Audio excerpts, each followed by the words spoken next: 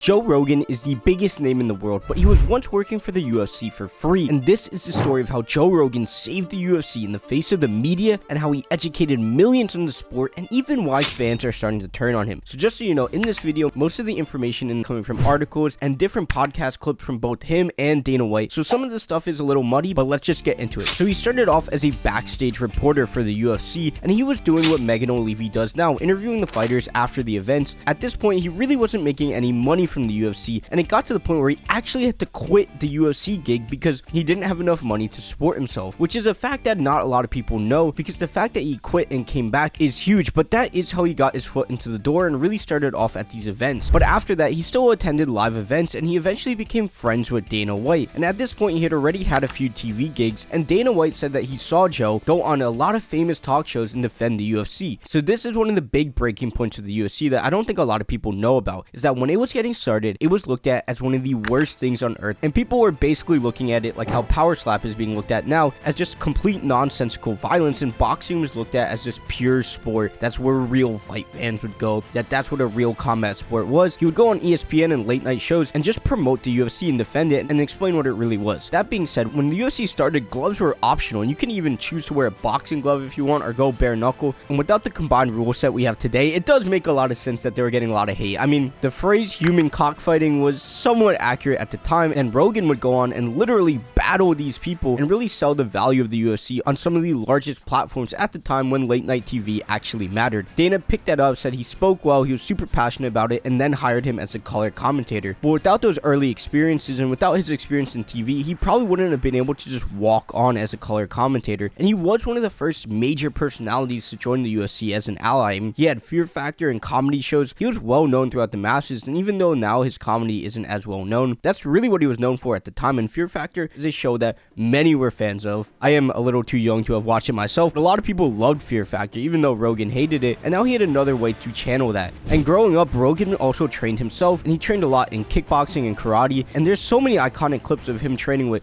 big fighters like GSP, teaching him how to throw kicks, that a lot of people felt that he was a legitimate voice, he was entertaining, he was knowledgeable in the sport, and he of course gained a platform to educate people, because in 2009 he started his podcast, which of course was a little rough, but the podcast world was nothing at that point. It was looked at as this weird spin-off of late night talk shows, which is insane now because late night talk shows are impossible to get through, and podcasts have completely dominated that space. But from there, he would have fighters on, he would talk about the UFC, and even though the podcast didn't start off as the biggest podcast in the world, it of course grew to that, and there's so many clips and stories that have been lost in history that are actually just there on his podcast because he always had fighters on. Him being a fighter and learning how to communicate through the podcast and the shows allowed him to cure the UFC's biggest problem. Now, when the UFC started, it was completely utterly dominated by jiu-jitsu fighters. Everyone knows about the name Gracie, but it's pretty crazy when you look back at the stats how many events that jiu-jitsu fighters dominated, and a lot of people at that time weren't looking for that. A lot of the people that were MMA fans were just looking for pure violence, and no one understood the technique of jiu-jitsu. And Rogan,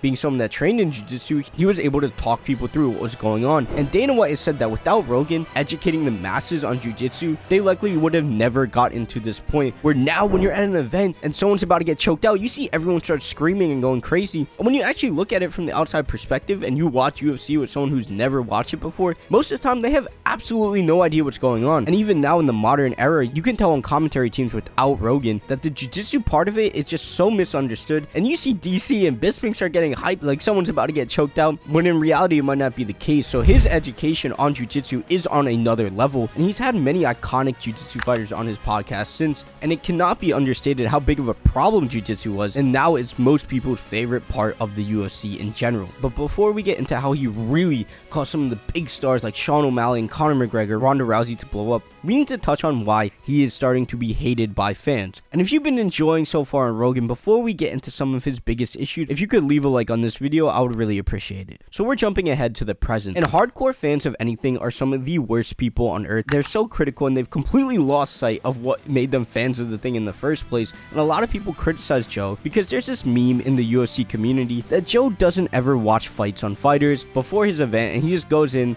plops down and just starts commentating with no research done, which is not a big deal because it's Joe Rogan and he can do whatever he wants. He is one of the biggest celebrities in the world, but this angers a lot of the hardcores. But honestly, I feel like to the casual audience, most people wouldn't even notice. And a lot of people think he gets overly hyped for moments and that sometimes he calls out the wrong things over and over. He's known to always call out the low leg kicks. He's known to always call out when someone's looking at the clock. And this really angers people. Like, genuinely, if you go on the Reddit, there's always someone complaining about it. And it's insane because it's really not that big of a deal. As someone that watches almost every event and definitely watches every pay-per-view, it really doesn't bother me all that much, and I don't think it bothers most people. I think a lot of the fans want some of the more hardcore fighters to get those slots, but let's be honest, him, DC, and Anik just give us that big fight feel. And making a video on how people feel about DC's commentary would be a whole nother video, but he is also overhated by the hardcore community. Tying into what I was alluding to earlier, a lot of people blame Rogan because he's one of the huge reasons Ronda Rousey got hyped up to be this world beater, someone that was the greatest fighter of all time by a landslide, and he has admitted that he may have overhyped Ronda a bit, that a lot of her success came from early days of women's MMA when it was really filled with specialists, and of course her armbar submissions are how she got her name. I promise you, you would be shocked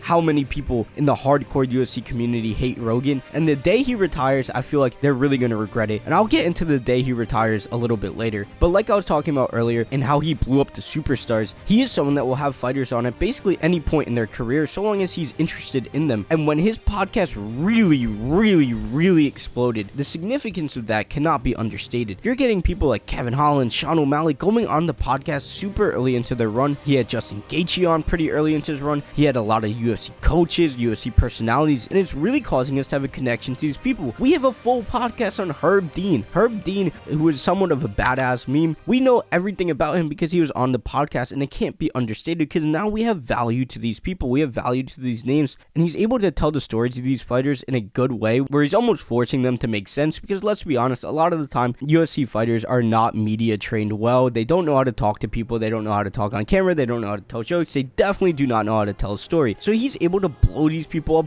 on a level that's insane. He is literally the biggest show on earth, and all of these fighters are coming on super early into their run and getting this huge platform that millions of people, some of them not even fight fans, are getting attached to. I think one of the most important people that this has happened to is actually Sean O'Malley. I don't know what it was in 2015, but if you've ever seen this video of Sean O'Malley talking about being vegan in your YouTube recommended, I don't know what that did for the algorithm, but before I was a UFC fan, before I was even a Rogan fan, this thing was everywhere. And all of these fighters, because of all the random clips, even if in the podcast they're fully talking about the UFC, if there's a 10-minute clip where they're talking about something else, someone may click on that, not even being a UFC fan, and all of a sudden now they're attached to a fighter, they're attached to their story, and they want to tune in to watch the events, even if they watch them talk about something completely unrelated. A lot of Joe Rogan fans are super attached to Eddie Bravo because of the conspiracy theories. Do people know that Eddie Bravo was in Tony's corner? Now I know a lot of you people here may know that, but definitely the people watching those clips did not know that. And from there, he does watch parties when he's not at the events. The cool thing about Rogan that a lot of people don't understand is he's giving other commentators a chance too. Now that is because he doesn't want to travel overseas, but if you didn't realize, Joe Rogan will only do events if it's in America. Like I said earlier about the day Rogan is going to retire, he said the day Dana White steps down from the UFC is the day he will also step down. Now Dana hasn't really said when he's going to quit. He's basically just said what he wants to do before he retires. Now it seems like that's going to be in like 10 to 15 years, but that is a complete guess. I don't think anyone really knows when he will retire, but it's safe to say